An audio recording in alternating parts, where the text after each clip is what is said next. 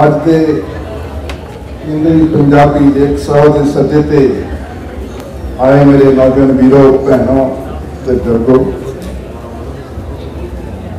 अज असी ये दिन उस वीक के दौरान मना रहे हैं जिस वीक के शहीद आजम भगत सिंह नूं शहीद किया गया।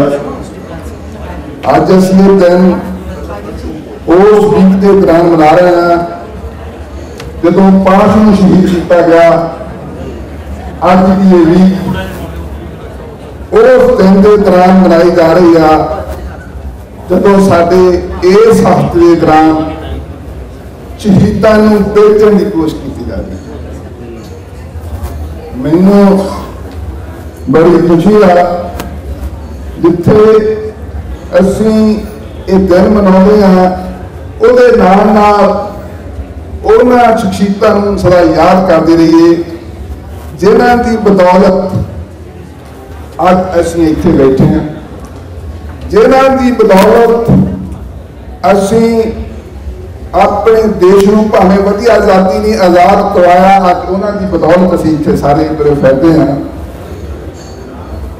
अज जिहड़े लिखारी है इन्हां दी बड़ी वड्डी देन होंदी है, क्योंकि ये अपनी गल सौखिया शब्दों के लोगों को कह जाते जी उन्होंने बड़ी आसानी नाल समझ आती है।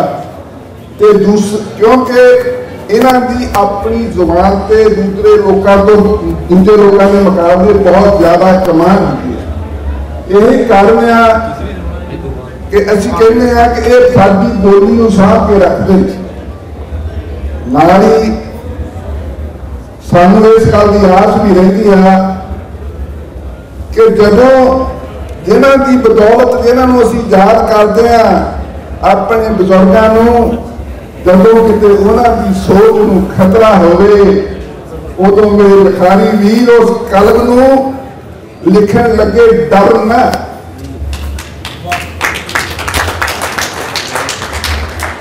झिझके ना, नहीं तो उन्हां लिखारियां का नाम लिखारियां नहीं रहना। अज इस सभा में चलाने वाले तारा सच्ची साडे विचकार ने उन्होंने याद किया गया, तरसेम पुरेवाल नूं याद किया। क्यों असीं याद करते हैं? क्योंकि उन्होंने इस समाज नूं देन है।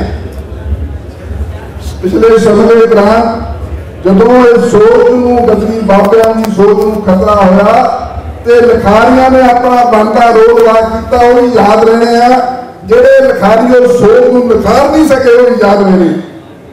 यही कारण है कि असीं अपने समाज नूं कुछ दे के जाइए। असीं कहने हैं कि लेखकां ने असीं पंजाबी साहित्यकारां ने पंजाबी बचाई है। ये बचनी नहीं जे असीं अपनी सोच ना बचाई, ये तब बचनी है जे असीं अपनी सोच नूं बचा लवांगे। इन्ना ही कहता हुआ मैं लिखारी साहब अपने वालों अपनी एसोसीएशन इंडो कैनेडियन को धन्यवाद करता सारे जी करना। Thank you.